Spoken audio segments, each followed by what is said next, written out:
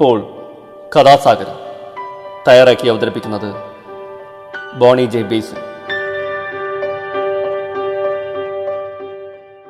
നമസ്കാരം പ്രിയ ശ്രോതാക്കളെ, ഞാൻ ബോണിയാണ്. ഇപ്പോൾ കഥാസാഗരത്തിൻ്റെ ഏറ്റവും പുതിയ എപ്പിസോഡിലേക്ക് ഏവരെയും സ്വാഗതം ചെയ്യുകയാണ്. കഥാസാഗരം കഥകളുടെ പരിപാടിയാണ്. ഓരോ എപ്പിസോഡിൽ ഓരോ കഥ കേൾക്കാം. നാടോടി കഥകളും മുത്തച്ഛി കഥകളും ഇതിഹാസ കഥകളും പുരാണ കഥകളും ഐതിഹ്യങ്ങളും എല്ലാം ഈ പരിപാടികളിലൂടെ കടന്നു വരും. മുതിർന്നവർക്കും കുട്ടികൾക്കും ഒരുപോലെ ആസ്വദിക്കാവുന്ന കഥകൾ. അപ്പോൾ ഇന്ന് ഞാൻ പറയാൻ പോകുന്നത് ഒരു മുത്തച്ഛി കഥയാണ്. ഇത് ശ്രീലങ്കയിൽ നിന്നുള്ള ഒരു മുത്തച്ഛി കഥയാണ്. ഇത് ഞാൻ എടുത്തിരിക്കുന്ന പല ദേശങ്ങളിലെ മുത്തച്ഛി കഥകൾ എന്ന് പറഞ്ഞ കേൻകുട്ടി എഴുതിയൊരു പുസ്തകത്തിൽ നിന്നാണ്. അപ്പോൾ വളരെ ചെറിയൊരു കഥയാണ്, പക്ഷേ വളരെ രസകരമാണ്. നമ്മുടെ ഇവിടെയൊക്കെ ഉള്ള ഒരു വിശിഷ്ട ഭോജനമുണ്ട്, അതിനെക്കുറിച്ചുള്ളൊരു കഥയാണ്. അപ്പോൾ ഞാൻ കഥയിലേക്ക് പതുക്കെ ഞാൻ കിടക്കുകയാണ്. ആ കഥ ഇങ്ങനെയാണ്.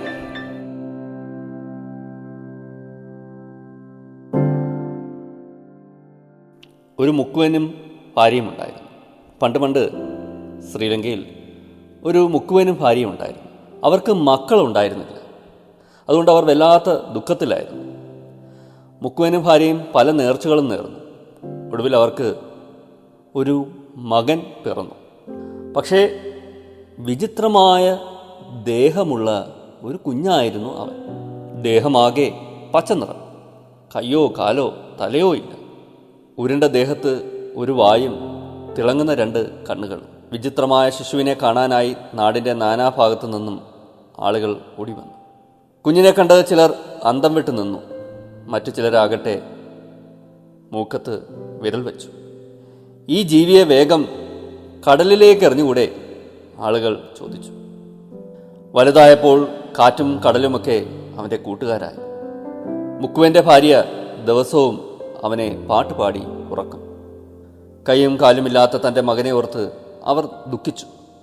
വിശക്കുമ്പോൾ കൈകൊണ്ട് ആഹാരം കഴിക്കാൻ പോലും അവനാവില്ലല്ലോ. ഓർത്തപ്പോൾ അവരുടെ കണ്ണുകൾ നിറഞ്ഞു. ഒരു ദിവസം അവൻ ഉരുണ്ടുരുണ്ടുരുണ്ട് അമ്മയുടെ അരികിലെത്തി പറഞ്ഞു, അമ്മേ അമ്മേ, എന്നെ ഓർത്ത് വിഷമിക്കേണ്ട. എനിക്കൊരാപത്തും വരില്ല. എന്നെ മണ്ണിൽ കുഴിച്ചിട്ടാൽ മതി.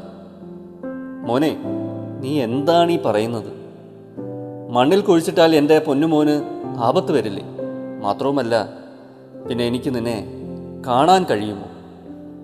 ഇല്ലമ്മേ, അമ്മ പറയും പോലെ എനിക്കൊരാപത്തും വരില്ല.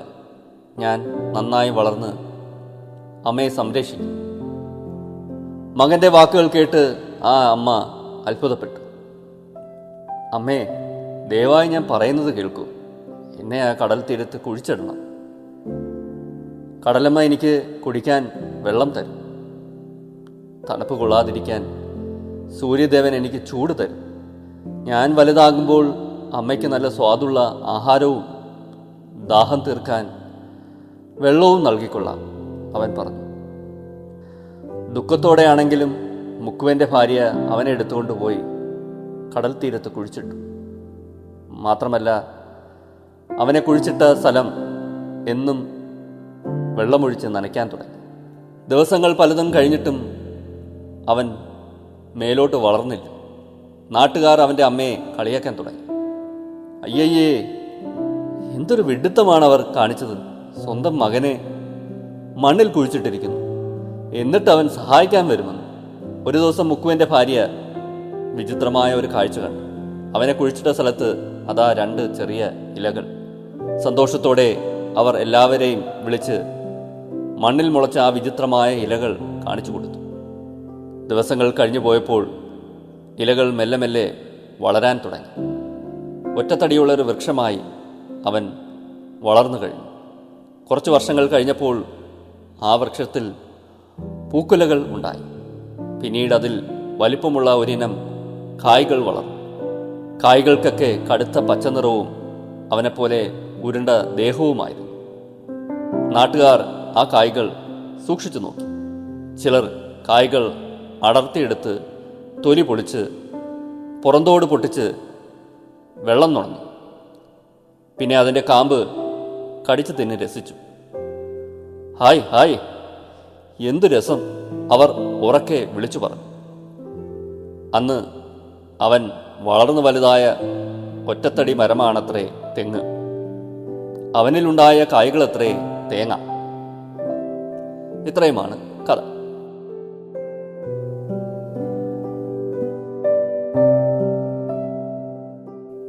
അപ്പോൾ നിങ്ങൾ കേട്ടത് ശ്രീലങ്കയിൽ നിന്നുള്ള ഒരു മുത്തച്ഛി കഥയാണ്.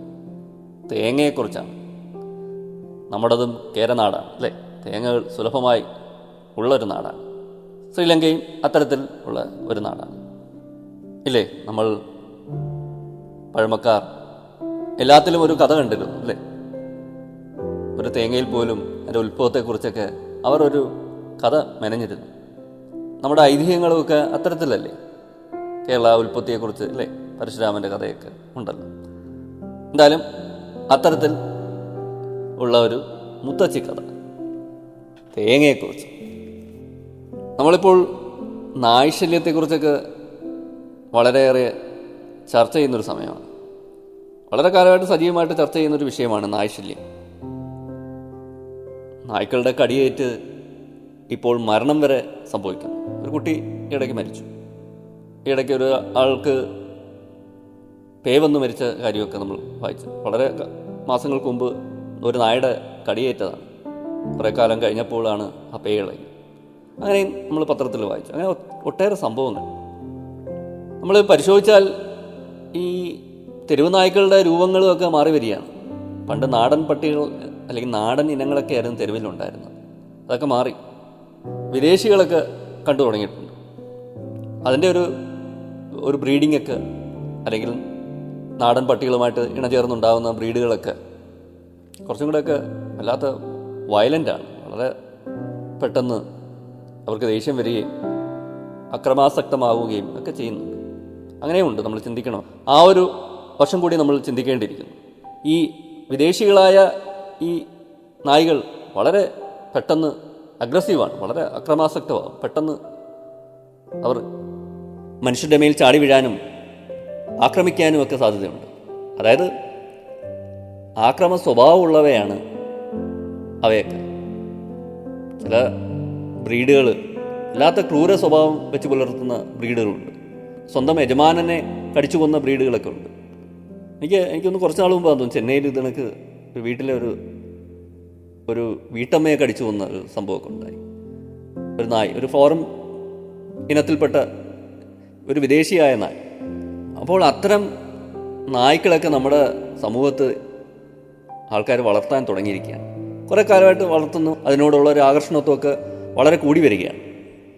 നമ്മളെല്ലാം ഈ വൈദേശികമായ ഈ നായകളുടെ പിന്നിൽ പോകുമ്പോൾ നമ്മുടെ നാടൻ ഇനങ്ങളൊക്കെ തെരുവിൽ കിടന്ന് വളരെയേറെ നശിക്കുക അല്ലെങ്കിൽ അപ്രത്യക്ഷമാകാൻ സാധ്യതയുണ്ട്. പണ്ടൊക്കെ കണ്ടിരുന്ന ചില നാടൻ ഇനങ്ങളൊന്നും ഇപ്പോൾ ഇല്ലെന്നാണ് പറയുന്നത്.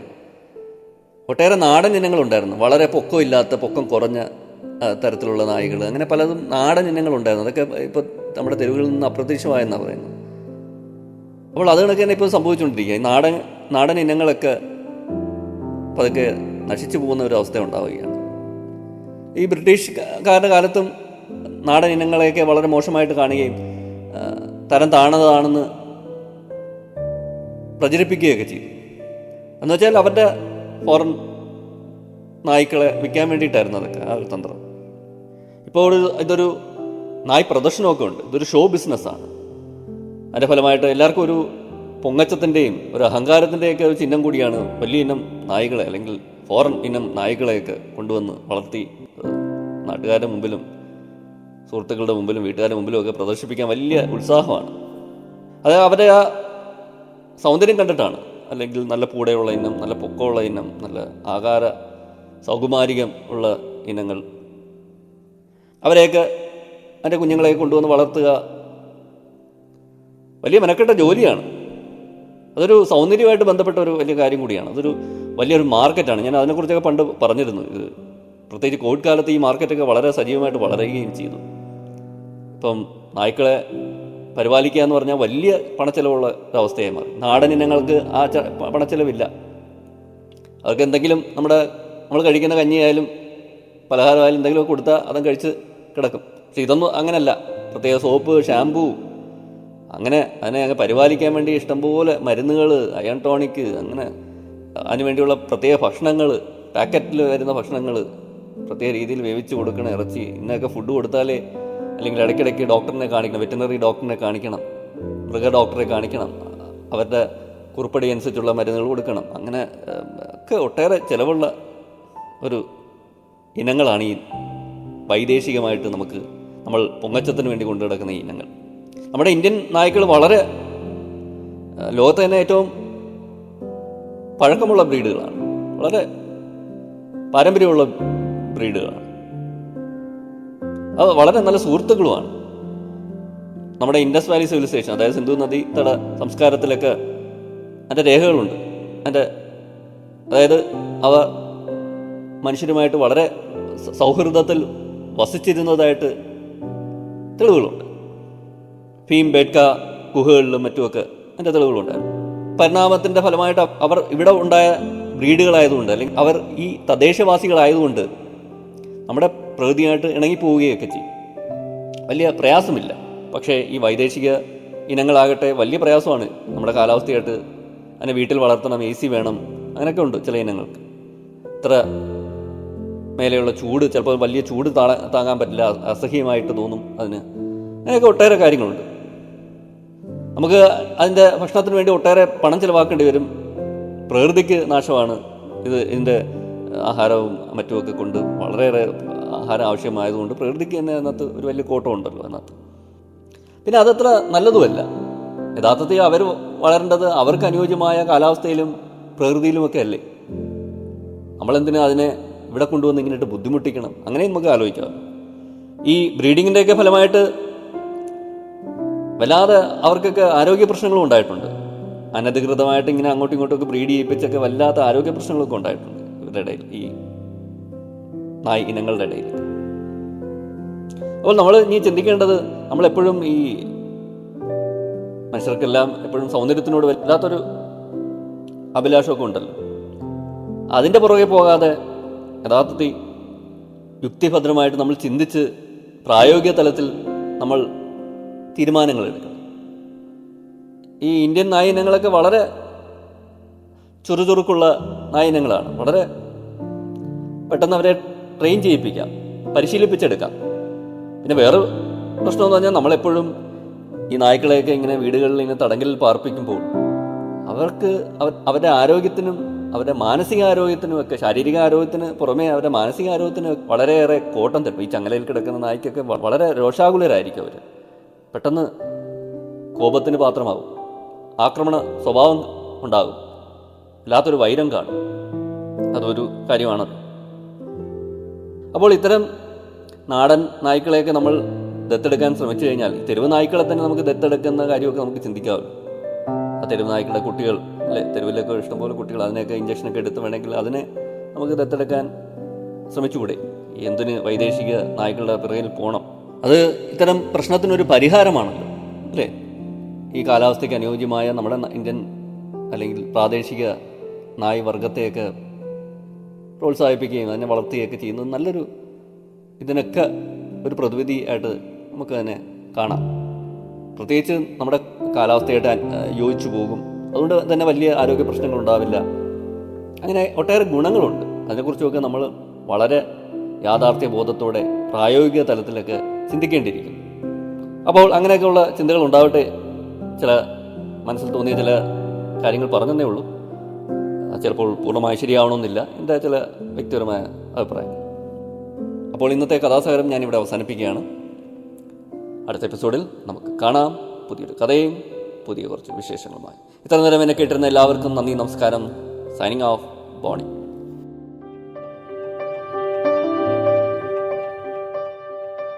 നിങ്ങളിതുവരെ കേട്ടത് കഥാസാഗരം. തയ്യാറാക്കി അവതരിപ്പിച്ചത് ബോണി ജെ ബേസിൽ.